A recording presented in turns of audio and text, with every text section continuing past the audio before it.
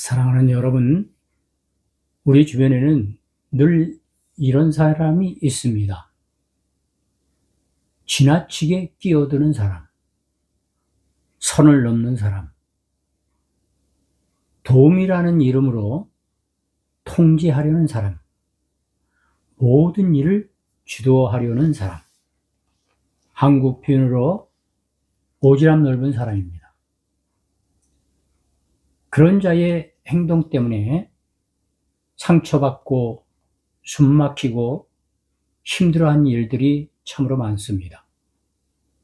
오늘은 오지랖을 통해 받은 상처를 어떻게 극복하는가, 그리고 그런 사람을 어떻게 신앙적으로 대하는가를 나누게 됩니다. 첫째로, 오지랖은 악의가 아니라 미숙에서 옵니다.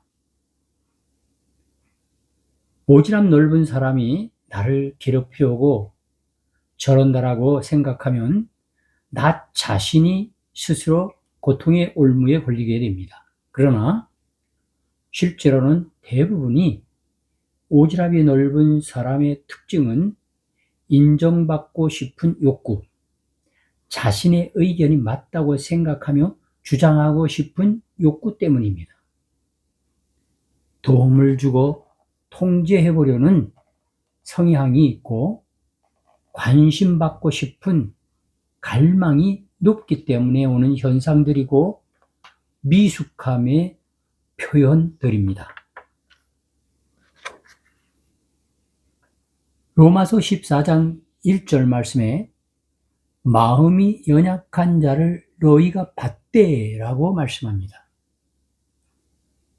사람의 행동 위에는 항상 보이지 않는 상처와 미숙함이 있습니다.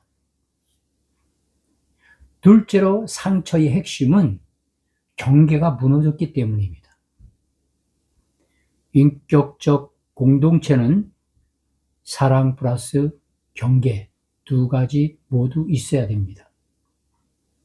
고린도전서 14장 33절에 하나님은 무질서의 하나님이 아니시오 평화의 하나님이시니라고 했습니다.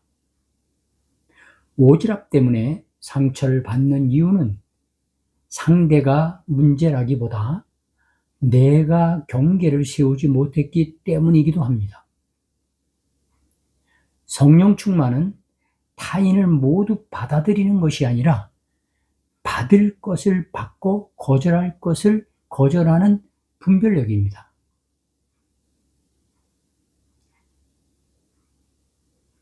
오지랖이 넓은 사람 때문에 받는 상처를 극복할 수 있는 세 가지 방법이 있습니다. 그 첫 번째가 감정이 아니라 선한 마음을 갖고 말하라는 것입니다. 형제님 또는 자매님, 이 부분은 제가 스스로 결정하겠습니다. 간단한 문장이지만 우리 마음의 벽을 세워줍니다. 또한 둘째로, 공개적 거절이 아니라 부드럽고 개인적 안내를 하는 것입니다. 오지랖이 넓은 사람은 공개적인 자리에서 거절하면 상처받고 더 강해집니다. 따라서 도와주시려는 마음은 고맙습니다만, 하지만 이 부분은 제가 천천히 해 나가겠습니다. 이렇게 부드럽고 개인적으로 말을 해야 효력이 있는 것입니다. 세 번째로, 오지랖이 넓은 사람은 대체적으로 에너지가 높습니다. 그 좋은 에너지를 다른 방향으로 돌려주는 것입니다. 오지랖이 넓은 사람에게 하지 마세요 하면 싸움 납니다. 가장 좋은 방법은 다른 봉사를 하게 하든가, 정리팀을 이렇게 정리할 수 있도록 그렇게 맡겨주든가, 준비팀, 관리팀, 연락 담당, 이러한 것들을 시켜주는 것입니다. 하던 걸 멈추게 하는 것이 아니라 할 일을 바른 방향으로 바꿔주는 것입니다. 네 번째로는요, 나를 지키는 가장 강한 무기는 내 마음의 기준을 흔들리지 않게 하는 것입니다. 저 사람 때문에 힘들다는 생각 뒤에는 대부분 이런 문제가 있기 때문입니다. 상대가 아니라 내 마음의 기준이 약해서라는 것입니다. 성령 충만한 사람은 남의 행동이 나를 흔들지 못합니다. 잠언서 4장 23절에 이렇게 말씀합니다. 모든 지킬 만한 것 중에 더욱 마음을 지키라 그랬습니다. 내 마음을 지키는 것이 오지랖 상처 극복의 핵심인 것입니다. 결론적으로 상처는 상처로 끝나지 않습니다. 오지랖으로 상처받은 사람은 다음 두 가지 은혜를 누릴 수가 있습니다. 첫째는 분별의 은혜입니다. 또한 두 번째 경계의 은혜입니다. 하나님은 우리의 상처를 우리를 더 성숙하게 만드십니다. 우리의 상처를 통해서. 산골의 냇가들을 보십시오. 뭐가 나 있지만 강가의 돌은 둥글둥글합니다. 날카로운 돌이 없습니다. 왜 그렇습니까? 산골에서부터 그 물살에 굴르고 굴러서 강까지 가면서 여러 번 반복되는 부딪힘 속에서 다듬어진 것이죠. 그래서 둥글둥글합니다. 그러므로 모가 난 날카로운 부분이 없어지기 위해서는 이러한 상처받을 일들을 통해서 다듬어지는 것, 부딪히면서 다듬어지는 것. 그래서 어쩌면 나를 훈련시키는 과정이기도 합니다. 그렇게 깨닫는다라면, 그렇게 받아들인다면 내게 유익이 될 것입니다. 내게 큰 도움이 될 것입니다. 그리고 아무리 오지랖이 넓은 사람일지라도 그것으로 인해서 상처를 받지 않게 될 것입니다. 기도하겠습니다. 주님, 우리 안에 있는 모든 상처를 치료하시고 관계의 경계를 세울 수 있는 지혜를 주시옵소서. 예수님의 이름으로 기도드립니다. 아멘.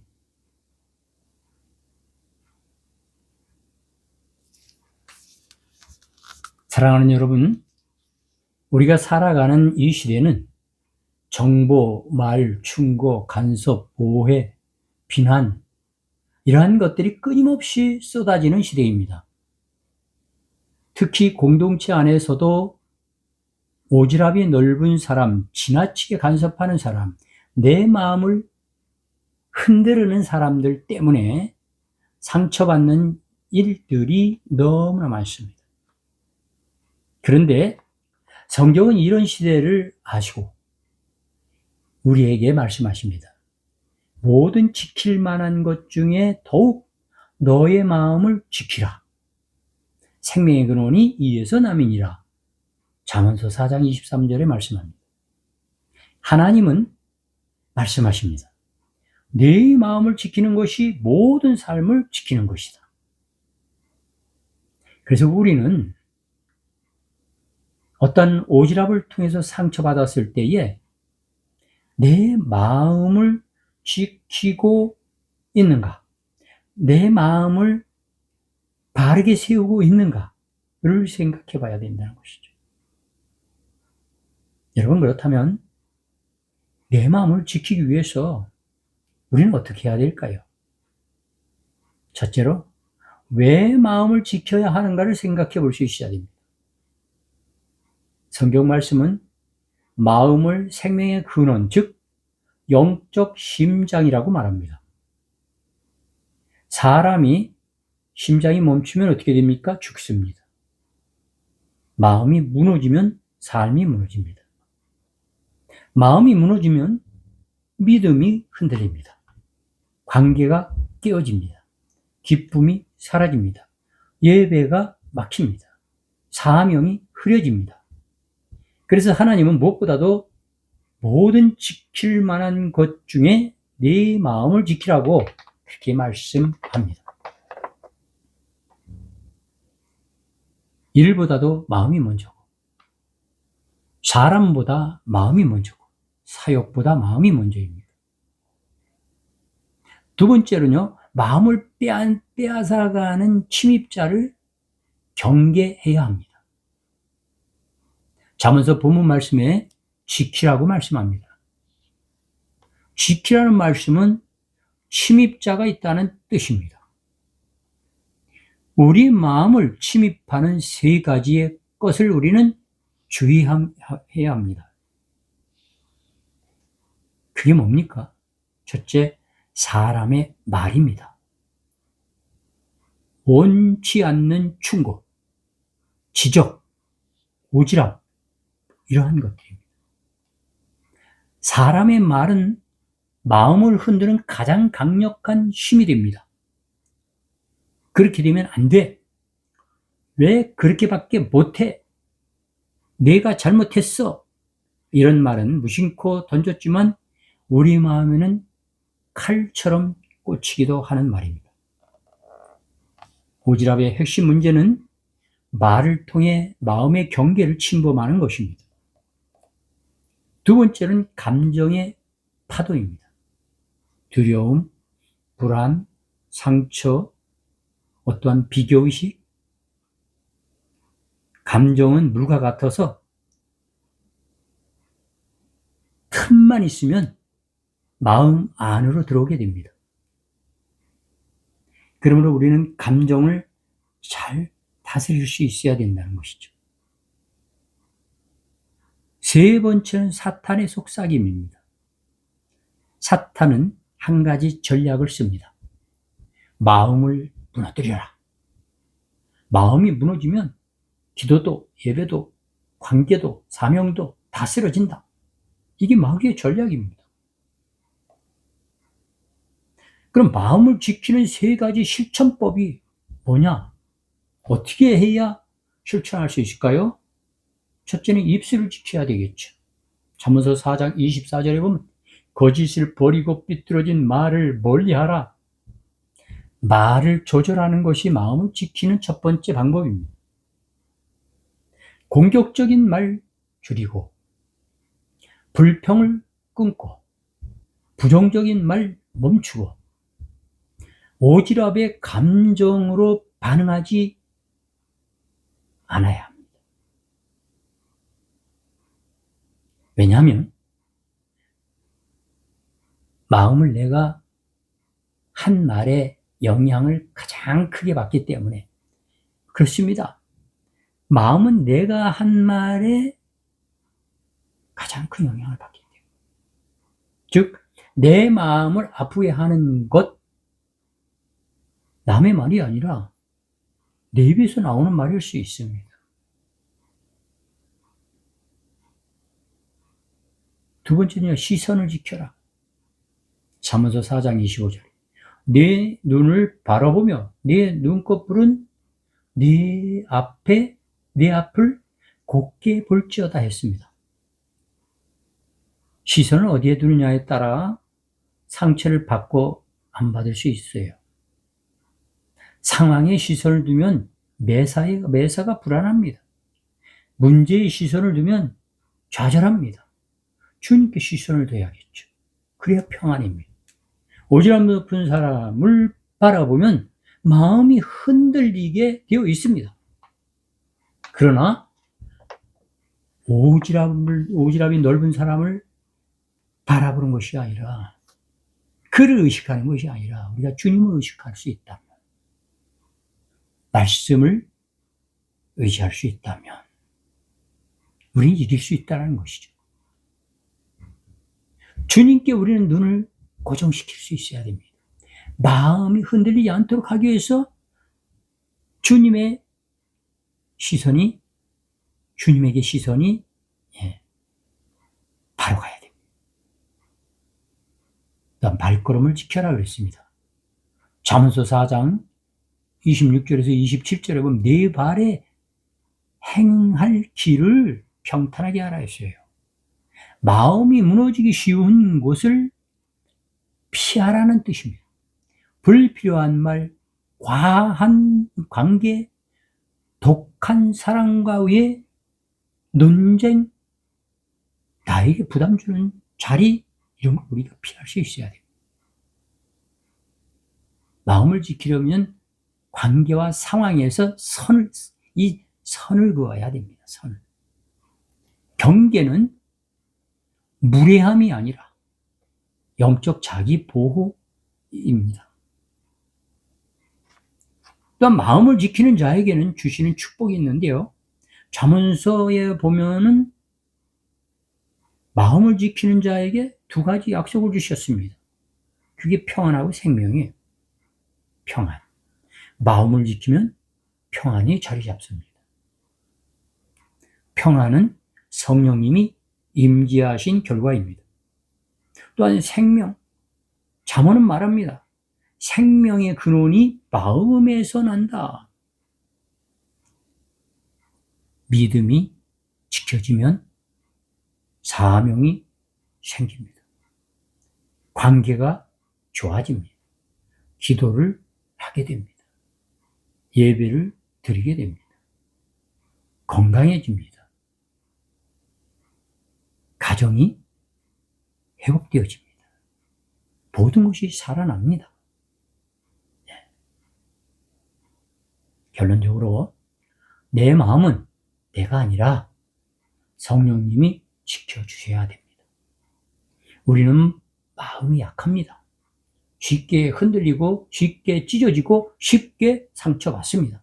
하지만 감사하게도 우리는 혼자 있지 않습니다.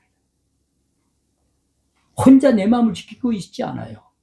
빌립보서 4장 7절의 말씀은 모든 지각에 뛰어난 하나님의 평강이 너희 마음과 생각을 뭐라고 했습니까? 지키시리라 그랬습니다.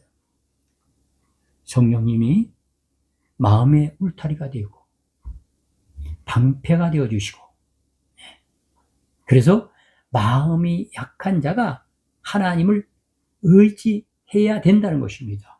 때론 마음이 약한 자가 강함이 되니 감사한 일인 것입니다, 여러분. 우리 모두는 성령님을 의지할 수 있어야 돼요. 약할 때 기도해야 됩니다. 힘들 때 기도해야 됩니다. 외로울 때 성령님을 요청해야 됩니다. 매사가 모든 일이 성령님과 동의하는 삶이 된다면 오지랖쯤이야 아무것도 아니죠. 우린 이길 수 있습니다. 할 수 있습니다. 승리할 수 있습니다.